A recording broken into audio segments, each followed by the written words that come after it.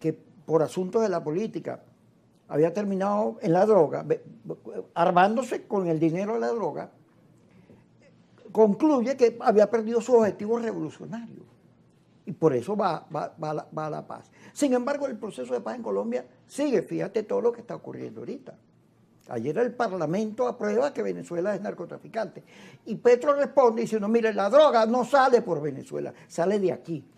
Y no sale en barquitos, sino sale en containers. Fíjate lo que está diciendo Petro, ¿no?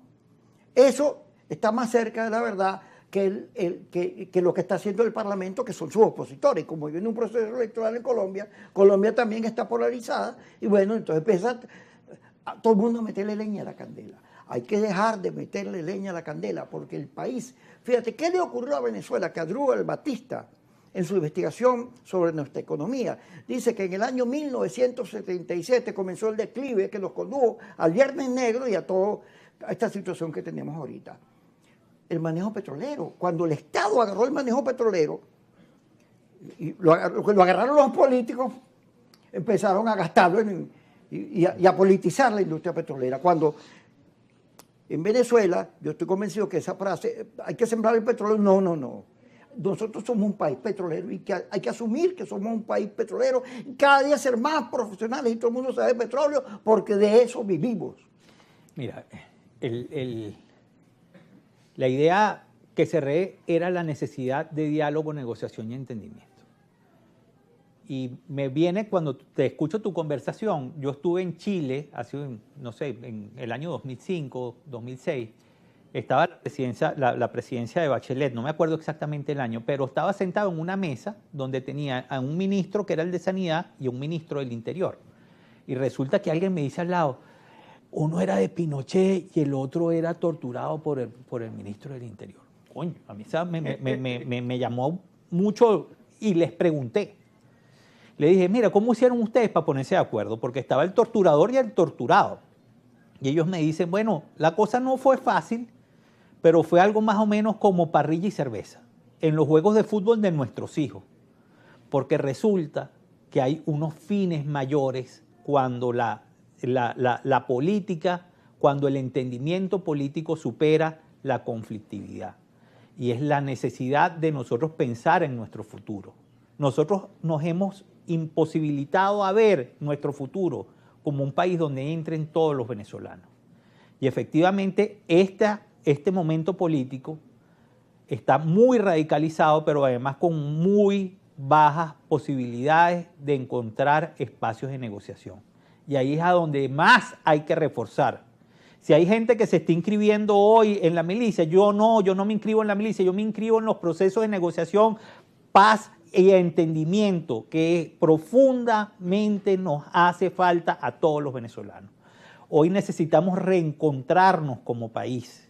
Y para reencontrarnos como país tenemos que entender que tenemos unas profundas diferencias, que hay heridas en la sociedad venezolana, heridas como las tuvieron otros países y que todavía sangran, porque la muerte del candidato presidencial en Colombia lo que nos dice es todavía hay mucha sangre. Porque se mantiene el conflicto, en el fondo se mantiene el conflicto. Y esa necesidad de repensar los conflictos de manera positiva ha sido parte de la evolución del pensamiento del hombre. Si no seríamos cavernícolas todavía y estuviéramos con piedra, palos y fuego. Y resulta que lo que nosotros necesitamos es inteligencia para desentrañar el profundo problema social que nosotros tenemos hoy.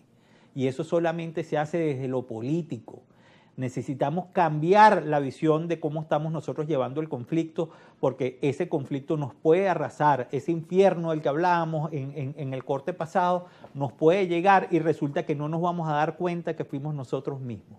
Hay una frase muy repetida en el internet en los últimos días, en las redes sociales, que dice, es que estás equiparando responsabilidades, y resulta que eso es como cuando alguien roba un banco y hay una persona muerta en el banco, el que está manejando tiene la misma responsabilidad porque estaba metido en el mismo paquete.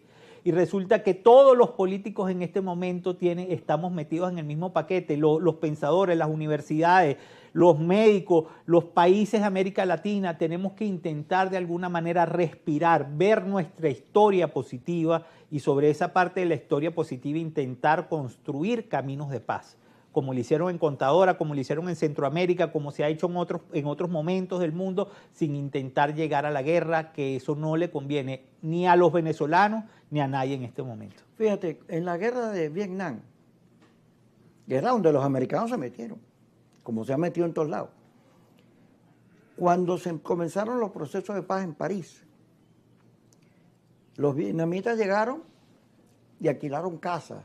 Kissinger llegó más bien y se metió en un hotel. Entonces, los periodistas preguntan, ¿y por qué tú te alquilaste una casa y el otro se metió en un hotel? El otro dijo, no, porque esto lo arreglamos rápido. Nosotros vamos ganando, los americanos, todos vamos ganando y que se rindan. El otro dijo, y los vietnamitas dijeron, no, esto va a ser largo. Y además dijeron, nosotros tenemos que construir la paz sobre dónde están los acuerdos, dónde coincidimos, no sobre la diferencia. En Venezuela hay que construir acuerdos en las coincidencias.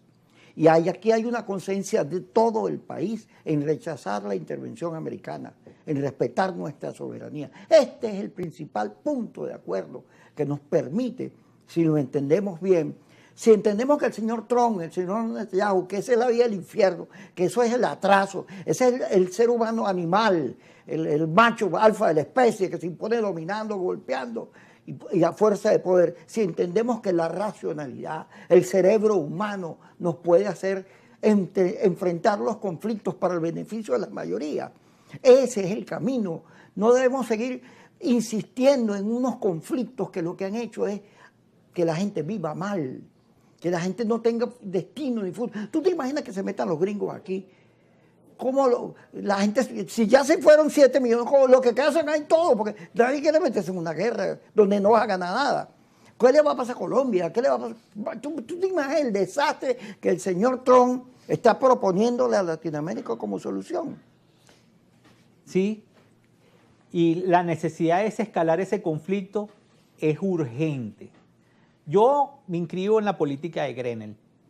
¿Por qué? Porque él dijo hay una ventana de oportunidad para la negociación. Ahora, y evitar la guerra. Hay que evitar a toda costa las situaciones de violencia. Mira, hay que aprovechar lo que está pasando en Estados Unidos también. Ayer unos senadores dijeron, mira, lo que está pasando con esos barcos, hay que revisarlo porque ahí hay violaciones de derechos. Las declaraciones de guerra, así como se están dando, tienen que pasar por el Congreso. Eso no es que un presidente declara la guerra, porque ahí hay un parlamento que tiene que funcionar. Y nosotros tenemos que de alguna manera entender que denunciar no solamente lo que pasa aquí o lo que pasa afuera, que eso creo que es importante, pero intentar sobre la base de la denuncia, que no es nada más denunciar por denunciar, intentar construir espacios para trabajar de manera positiva en los grandes problemas que nosotros estamos enfrentando. No se van a acabar de la noche a la mañana.